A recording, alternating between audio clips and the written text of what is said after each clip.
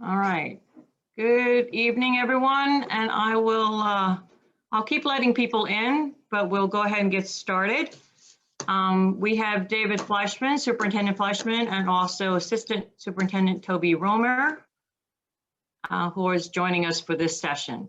So I'm just going to kick it off to David and Toby. Appreciate you guys coming in and to talk about the Newton South High School Principal Search. And we've got a handful of parents here interested in hearing how that process is going to go.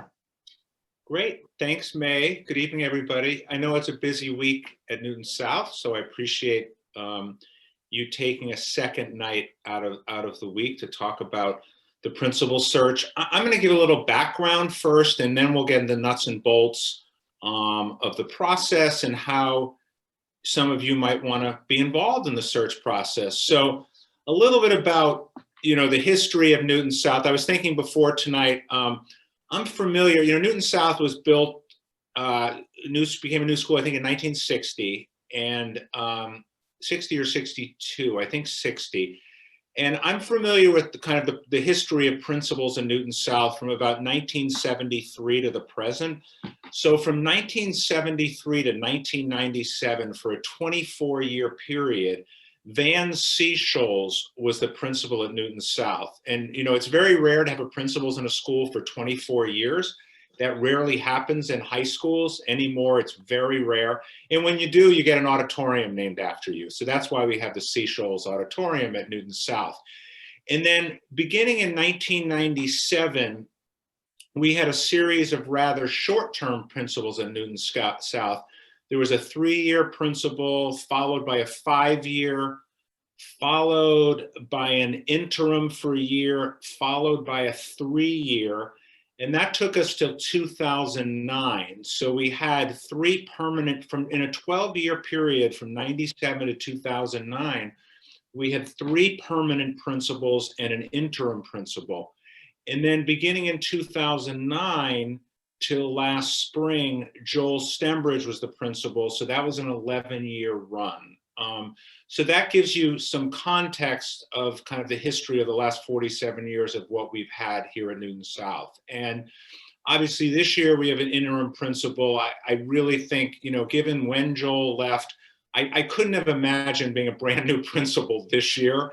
And obviously it's really helpful to have somebody who knows Newton and who's been an interim high school principal before, in Mark Aronson. But I think it's a really exciting time now to look for a new principal. Hopefully next year, given what's going on with the vaccine, we can think about, I don't want to say get back to normal because we'll never be the same, but think about what should high school be given all we've learned this year and all we know about what's worked or hasn't worked at Newton South in recent memory. So our job, collectively is to think about hiring a new principal, and it's a significant leadership job. When you think of 2,000 students, well over 200, actually close to 300 faculty and staff, and all the families, it's a major leadership job. And it also involves leading a large leadership team. So it's very different than some of our other schools, particularly elementary schools, where they may be the only administrator in the building in many cases, not all cases. And here you're talking about supervising deans, department heads. We're also talking about hiring. The first job of the new principal will be to hire a new vice principal, because Chris Hardiman has been so kind to give us 2 years, but I know he's itching to get back to the job that he does so well and that he loves, being a guidance counselor. So that'll be a really important process. And obviously, when you think about what's important in hiring a high school principal, we want somebody who's really strong educationally, who understands what meaningful teaching and learning is, and can work with department heads on hiring and supporting excellent teachers, who understands what strong educational initiatives are and how to pace educational initiatives. So that's one part of the job. And then think of the managerial part of the job. You're talking about leading a large institution in terms of supervising people, leading a large facility, making sure schedules work. There are huge numbers of operational issues at the school. And then lastly, we want somebody who knows how to build community and work in partnership and build community among the staff, which is incredibly important, and faculty, families, build a community of students, somebody who can work really closely across the Newton Public Schools, working with Toby and Newton North Principal Henry Turner as a high school leadership team. So it is a major, major job. So that's kind of the background, and now I'll just run through a few slides so you have a sense. And for those of you who just don't want to listen to me but have some visuals, I'll just quickly run through a few slides. First, in terms of our process, we have a really comprehensive search. And we're going to look, a broad search, both internal. I don't know if we'll have internal candidates. The last principal search we did at Newton North, we did not have any internal principal candidates. I don't know yet at Newton South. Certainly, we have a strong leadership team, an experienced leadership team. Most high school principal candidates will come from Eastern Massachusetts because there are high schools all over the country. People tend not to move for a high school principal's job unless their family circumstances dictate. So I would say the principal candidates will be sitting principals. Joel was a sitting principal when he joined Newton South, but we've had principals like Mike Welch, who's the previous Newton South principal, who was a dean at Newton North and then became a principal. So it could be assistant principals, could be deans, could be department heads, but it'll be someone with significant leadership experience. I don't know how many applicants we will get. It's hard to know. We never get huge numbers of applicants just because there aren't that many people with high school principal experiences. But what we've learned, or who want to be a high school principal for that matter, but we've learned it's not necessarily the quantity, it's the quality. And so certainly it's up to us in the next couple of months to reach out to contacts, tap people who might be ready to be a principal, tap people who are looking for a new experience after these incredibly challenging last couple of years. In terms of the process, I'll talk more about the process, but it's obviously one of the most important things I do in working with Toby and final decision is to get it right. And I will say off the bat, we don't settle if it's not fruitful. A few years ago at Newton North, the previous principal left at the end of the 2015 school year, and the search was not fruitful at the time. So what we did was we didn't hire either of the finalists, and we brought in Mark Aronson to be the interim principal. And the following year, the pool just happened to be much stronger, and that really benefited us. So that's what can happen, but hopefully we will get somebody to be the permanent principal at Newton South. Next, in terms of key dates, we had an informational meeting with the South faculty and staff a week ago. Right after the start of the year, we're going to begin advertising and recruitment for the position. Hopefully over the holidays, people think about changing jobs. That's often times when people in education, a little leadership, think about making a change. During the week of January 11th, we're going to do a lot of focus groups with faculty and staff, hopefully talk to some students about needs at the school level. We may do that, with the PTO group as well, working with May to really do some listening and learning. The principal search process is a wonderful way to learn about the current needs at the school, particularly as we think about what's next after this unprecedented and historic time. And then January 25th, by then, we will look to get a couple of parent guardian representatives on our selection advisory committee. And we'll talk a little bit more next about what that selection advisory committee will do. It'll be the advisor to me.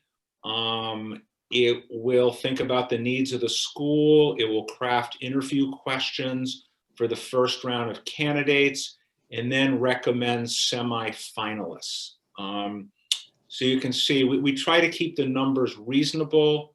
As you can see, it's a real mix between faculty and staff and administration, students, parents, guardians, Toby, and another central office administrator. There are other opportunities during the process for parents and guardians to be involved once we have finalists. But the initial interviews, as well as an advisory capacity, that's what this group will do. Next, the first meeting of the SAC will be in early February to review the calendar, talk about the process and guidelines. And then the 23rd and 24th, right after the February vacation, it'll be interviewing candidates and selecting semifinalists. And then in early March, the semifinalists, this is all, I should say, confidential, this process. So we never release the names of the candidates until they become finalists. So after the candidates are the semifinalists, and that can be anywhere from 2 candidates. We've had up to 5 or 6. I think in Newton North it was 5. Other positions, sometimes it's only 3. It's about who can we see and who do we want to learn about in the semifinalist round. That is a more authentic experience. We have candidates visit classrooms. We throw challenging leadership scenarios at them. We ask them questions about their backgrounds. That's a very intensive experience. That's at Newton North, so we can see them in action in the school. We can't bring them to Newton South yet because it's still confidential. And then March 15th and 16th, that's when the finalists, I'm guessing, 2, occasionally we've had 1 in certain instances. When we just, last year at Brown, we only had 1 candidate who made it through the semifinal round. That can happen, ideally, more than 1, but not always, but they go through the same challenging process. It includes an open meeting with parents, guardians. It can also include a small group meeting. So you get a sense of what would it be like to work with this principal in a small group. So there will be multiple opportunities for parents and guardians. If you can't do you don't have time to do the interviews, which are during the day on the 23rd and the 24th of February, there'll be an opportunity March 15th and 16th. We might have a Zoom option and an in-person option. We are thinking about that. We definitely need some in-person options for the finalists, but we also may have a Zoom option. So we'll be in touch about that in the near future. And then the goal is to have a new principal later in March, March 22nd. Obviously, there are extensive reference checks and our central office team interviews, and we hope to finish by March 22nd. We also want to get feedback from families. So once, right after the start of the year, when we begin the process, we'll be surveying parents and guardians with a few questions. What's working well? What areas you believe that deserve the attention of a new principal, and what qualities and attributes? It's such a tricky time to do a principal search, but not as tricky as it was last year, where we began our Underwood principal search in person, and then we had the pandemic, and all of a sudden we had to figure out how to put together the process on Zoom when none of us knew what it was. So now we will do that in this kind of unprecedented time, and we'll have a really good, thorough process, and we're optimistic we'll find somebody good, because it's a really challenging job at an exciting time. So May, I'm going to stop talking because I think I've covered most of it, but we're happy to go to a few questions people might have, and we'll share this all information with the parent and guardian community in the next couple of days so people have it. Okay, thank you, David.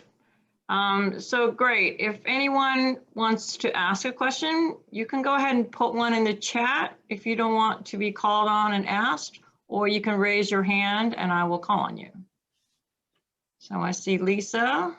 I will go ahead and unmute you. Thanks, and thanks for having this meeting. I was taking notes, and I actually have a few questions, so I'll just shoot them out. And sure. So I guess my first question is whether Mark Aronson would stay another year if needed. I actually think he's been great, so I hope the answer is yes, but just in as much as you said that if there was nobody who kind of made the grade, there wouldn't be a hire. I was just curious whether he's willing to stay on. So that's question one. Okay. Boy, we get the tough questions early from Lisa, Toby. But you know, David, my questions are always quite friendly. They are, and actually they're fair, Lisa, because I would be asking the same question if I was in your shoes. The answer is obviously we're going to try to get somebody, and we would have to broach that with Mark. You know, he has a lot of really good skills, as you know, and continuity is important. And I don't know, Toby, what else should we say beyond that? I think we should be kind to Mark for the rest of the year if we want that to happen. And this has certainly been an incredibly challenging year for any principal or educational administrator. So I'm not going to ask him this week anyways, because that's probably not the thing he wants to hear. I want to say my kid didn't even know he was only an acting principal. So yeah, Lisa, if you could be kind to him, because if we come to that, he's going to have to make a decision, obviously. And, I've always been kind. I mean, we would hope. I mean, obviously, you know, that would be the ideal, but it's not automatic. Got it. And then two other questions. The first is that it just struck me as a very compressed time frame in terms of trying to generate candidates, like opening it up in early June and then selecting people to interview in January, and then selecting people to interview in February and having semifinalists by the end of February. And I just wondered if that is the normal time frame for this type of search, or whether it's compressed because of the pandemic and the need to be focusing on things around like returning to school until this point, or, you know, like I just. All good questions. Here's what I would say. We are not doing a lot in January because of the focus on returning to school. That's especially for the staff. However, the time frame, we're starting a bit later, like everything's later this year. Our budget process is later, but the time frame is the same. So here's what we find, Lisa, is that once people are in a search process, we move it along because it's a very intense process. We don't like to lose candidates, but it's also very thorough in the sense that we're checking all the way through, and it works. I mean, we do have multiple steps in the process. If you look, you know, the interviews are in February, but it's a whole month. It's a very long, intensive month where we can see candidates multiple times. So we learn a lot in the month. If you think about when the first interviews are and the time the person's hired, it's a full month. So to be honest, I was thinking less in terms of the actual process once it got going, and more in terms of the time frame to generate applicants in the first place. I see. I'm sorry. Yeah. So here's the thing about that. I am debating. I was just thinking about this today. It's possible we put the ad up right before the holidays so people can begin to think about it over the vacation. That's one change we might make, just because people have time over the vacation to think about it. And every candidate who's probably going to apply is working 6 and 7 days a week in the pandemic. So that's something we're probably going to change, is probably advertise right before to give people time to think about it over the break, because sometimes people can get so overwhelmed in their current job, they don't have time to think about another job. So that's one change I was just actually thinking about earlier today. So it's actually quite a good question. Otherwise, I think we'll keep things the same. Okay, and one more question. On the selection advisory committee, how work intensive is that? Is that like being on the high school working committee or like the school committee, or is that like giving your thoughts and advice and opinions? Yeah, I'll let Toby jump in on that one. It is not like being on the high school. Yeah, don't worry. With May, it's not like the high school working group. Otherwise, we'll be volunteers. Yeah, I typically chair the group and work closely with the group. And David said earlier, I really enjoy the process because it's a chance to really dig even deeper into learning about the school and thinking about the needs. And everybody that participates in that selection advisory committee process, I think really gets to, from hearing from one another on the panel, as well as reviewing like the larger feedback that we collect and gather and then filter into the process. It's a really great learning opportunity. To specifically answer your question, we'll typically have one, sometimes two organizational meetings, which might be 2 hours each, or maybe sort of three to four total hours of organizational meeting time. And then the interviews themselves typically run, it's about a day and a half, I think, that we'll often block off, or sort of a 6 hour and a 4 hour window to interview a number of candidates for that initial screening round, one after another. So it is a significant commitment of time. It's not just advisory in the sense that there's some work, but it's concentrated over a short amount of time. So a couple of introductory and planning meetings, and then approximately a day and a half time commitment to really sit with the group and be at all the interviews.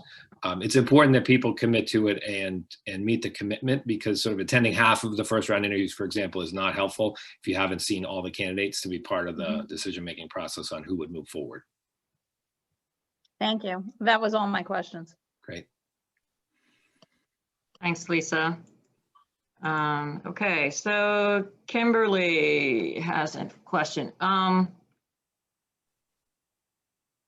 just read it. Will you make an effort to interview candidates with a diverse background, even if it means expanding geographic search area?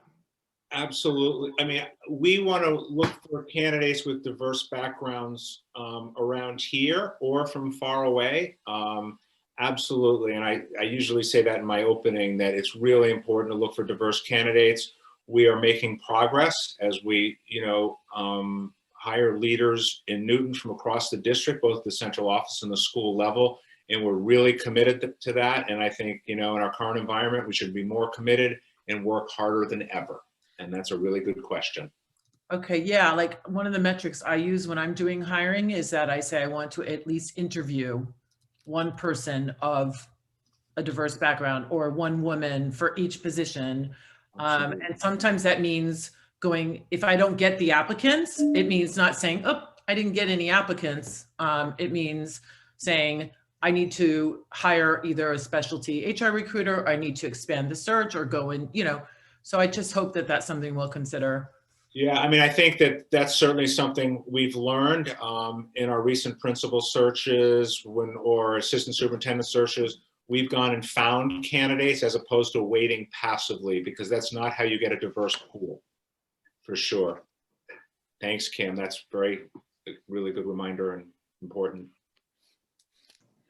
So I have a follow-up on a question that on your comment that said that after you have the finalist, you would also, was that the time frame that you would ask for additional parent opportunities to meet? Yeah. Or? So May, we'll have opportunities on the finalist days for parents and guardians to be involved. We might have an open meeting and then also a small group. I like small groups, not just it.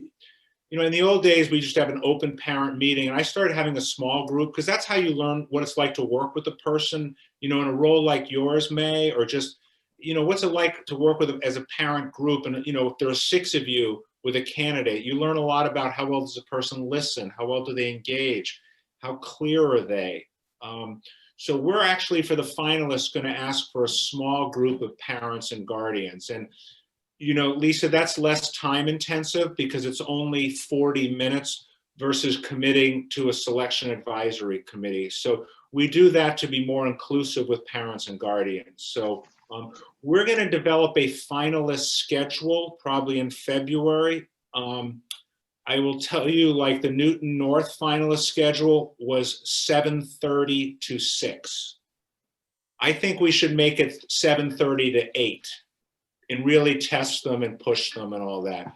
It'll begin with a 6 o'clock run with Toby and I, both of whom run in the morning. So we will test people in all ways. We have them run the gauntlet and put them through the ringer and every other expression you can throw at it. But it really is, it's an important testing ground, because we're trying to capture the true demands of the job. All right. I don't see any other questions in the chat. Does anyone have any comments about South needs culture that want to make a comment here tonight?